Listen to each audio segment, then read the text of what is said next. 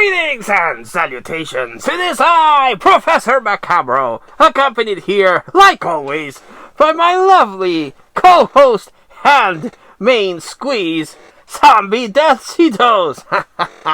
And we are here to regale you with a movie review. Indeed. Yes, indeed. Let's open the gates to the asylum and talk about a movie that we saw. Yes, and what movie would that be? How about a DaVinci Code mockbuster? The DaVinci Treasure! Indeed, I saw this when I came across it. I was like, Lance Henriksen! God damn, I will buy and own any movie that has Lance Henriksen in it. Yes, I really am a big fan of Lance. If someone ever makes a movie about Professor Macabro after my death, and somehow they can AI either Lance Henriksen or Michael Ironside's voice to narrate it, those are the two guys that I would pick. Yes, indeed, I really like Lance Henriksen's voice. So every time I see him pop up in something, I buy it. Unfortunately, on most of those occasions, he's only in it for like a scene. But in this one, he's in it proper, so that's why I bought it. And it also has that actor, what's his name? C. Thomas Howell. You see, that, if you squint your eyes, he kind of looks like the actor that plays Negan in The Walking Dead. It's one of those situations with two actors that really do look the same. So I was like, oh, look, it has Negan in it. I actually thought it was a very young Negan. So I was like, I'm going to pick up that because Lance Henriksen and the guy that plays Negan, why not? Even though clearly I didn't read the title because it says right there, C. Thomas Howell, but he really does look like Negan. So I bought it and I recently watched it. It's, of course, by the good people at The Asylum. Oh, yes, indeed. The Asylum. Big fan of The Asylum. Anytime I come across something that they do, I need to get. But they've done so much that it's actually pretty hard to own everything. Because I don't come across Asylum that much. But when I do, I pick it up. Yes, indeed. But there's so much stuff that I want to get that I'm still missing, sadly. But let's go back to the DaVinci Treasure. Now, this is inspired, of course, by the DaVinci Code, which is a movie that stars Tom Hanks, which in turn is an adaptation of the book, The DaVinci Code, that supposedly opens up this big conspiracy with this church and Jesus and everything. And while it does bring up some interesting points that could very well be true, a lot of it does seem like a lot of fluff just to sell a book and then fluff to make a movie. Indeed, I've read the book and I've seen the movie, and they're both take their liberties with each other, so yes, indeed. But this is the DaVinci Treasure. What is it about? Well, let me tell you. The non-Negan guy is on a quest to find this legendary treasure that Leonardo da Vinci left clues for, you see. So, it doesn't completely rip off the Da Vinci Code because it isn't about Jesus Christ and his mortal lineage. This is about a treasure involving Leonardo da Vinci, so it's different. It's not the same. All those people that say that the asylum only rips up other people, well, this is to prove that they don't do it. This totally different, totally different. So the non-Negan guy is looking for this code that will allow him to break the inner codes of Leonardo da Vinci, but of course he gets betrayed, because whenever there's a treasure hunt, there's always this guy that betrays the main hero. So it's like, oh, I'm sorry, dude, Lance Henriksen paid me a lot of bucks for this knowledge, and I'm not gonna give it to him.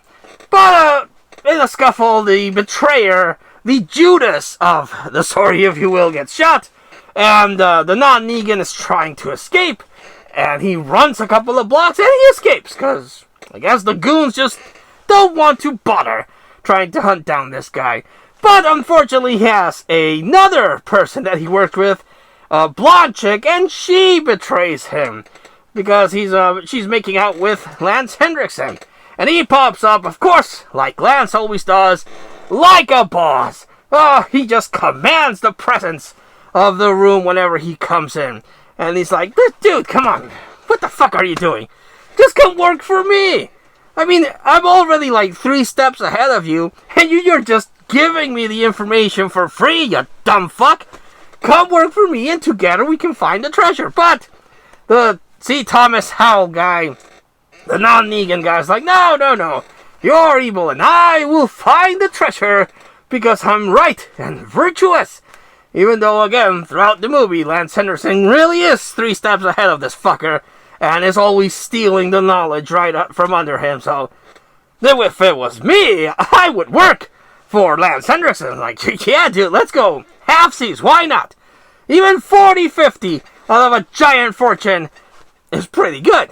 Of course, you run the risk of being betrayed by Lance Henriksen, but he seems to be a pretty honest guy with his minions, not with the dumb fuck that's giving him the information for free, but with his minions, he seems to be at least accessible and takes care of him. So I would make a deal with Lance Henriksen.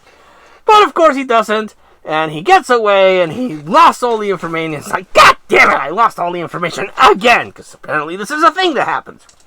But he encounters one more cohort that's truly faithful to him, a black-haired chick, and they figure out that the code is in the Shroud of Turin, which is supposedly the shroud that covered Jesus when he died and was resurrected, so it left a mark on him. So they just go willy-nilly to a church where apparently the real shroud is hidden, and then take it out of its thing. Now this is a 2,000-year-old piece of cloth.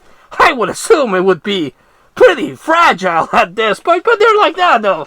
Just take it out of his place, put it in your backpack, and let's get the fuck out of here. And fuck out of there they do. But guess what? Lance Henriksen is there, and he's like, and the blonde chick is there, like, just give me the shroud. And they give him the shroud, and they're like, fuck, we fucked again. But they're able to find some pictures, and they do some stuff with some shades, and they're able to find the secret code, which is this giant map, and they travel around the world until they reach Afghanistan. And that's where the DaVinci treasure is. But of course, guess what? Lance Henriksen is there again. It's like, you dumb non-Negan fuck. You should have just struck a deal. Lance Henriksen is going to take it right from under you, you dumbass. But Lance, in a very bizarre lapse of judgment, he's like, hey, blonde chick, I don't like getting my hands messy, so you kill these 2 fuckers, and I'm just going to turn around and cover my ears and close my eyes. And I'm like, Lance, the fuck are you doing? You only brought 1 goon, and there's 2 of these fuckers. You might want to, turn around and look at the actual murder without closing your peepers.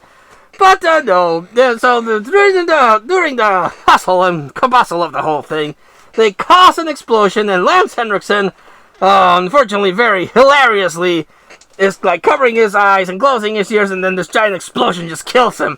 And I'm like, oh, Lance, you really dropped the ball on that one. But the 2 main heroes escape, and the whole treasure explodes, and leaves you wondering, like, well, what the fuck was the point of that? Like Indiana Jones says, it belongs in a museum.